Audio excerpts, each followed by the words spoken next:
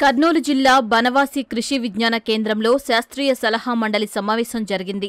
ఆచార్య NG Ranga వ్యవసాయ విశ్వవిద్యాలయం, భారత వ్యవసాయ పరిశోధనా మండలి, బనవాసి కృషి విజ్ఞాన కేంద్రం సంయుక్తంగా ఈ కార్యక్రమాన్ని నిర్వహించాయి. ఈ ఏడాది కేవీకే శాస్త్రవేత్తలు వ్యవసాయ రంగంలో చేసిన కృషి, భవిష్యత్తులో కర్షకులకు అందించాల్సిన తోడ్పాటు, సాంకేతికత వంటి అంశాలపై సుదీర్ఘంగా చర్చించారు.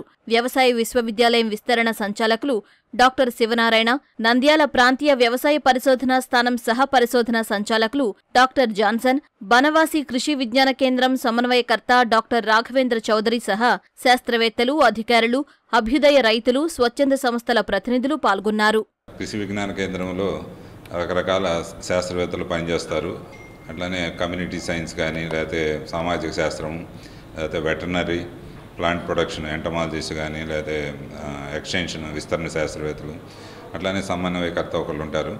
అయితే ముఖ్యంగా ఏంటంటే రైతులకి మన వ్యవసాయంతో పాటు ఉద్యానవన పంటలు లేకపోతే మిగతా అన్ని మల్టీ డిసిప్లినరీగా ఈ కృషి విజ్ఞాన కేంద్రం పనిచేస్తుంది. కాబట్టి ముఖ్యంగా రైతులకి వాళ్ళ దిగుబడి పెంచడానికి కానీ, లేకపోతే ఆదాయం పెంచడానికి కానీ, వాళ్ళ పరిజ్ఞానం పెంచడానికి, అలాగే నైపుణ్యత పెంచడానికి, ఖర్చు తగ్గించే అనేక పద్ధతుల గురించి రైతుల పొలాల్లో వివిధ కొత్త రకాలు, కొత్త టెక్నాలజీ పరిశీలన చేస్తుంటారు. అట్లానే ప్రథమ శ్రేణి ప్రదర్శనా క్షేత్రాలు, క్లస్టర్ ఫ్రంట్ లైన్ డెమాన్స్ట్రేషన్స్ అని, అంటే ఏదైనా సరే యూనివర్సిటీ టెక్నాలజీ కానీ, ఐసీఆర్లో ఉన్న ఇన్స్టిట్యూట్లో ఉన్న పరిజ్ఞానాన్ని, సాంకేతిక పరిజ్ఞానాన్ని రైతులకు అందించడానికి వివిధ కార్యక్రమాలు అనేది చేస్తుంటారు.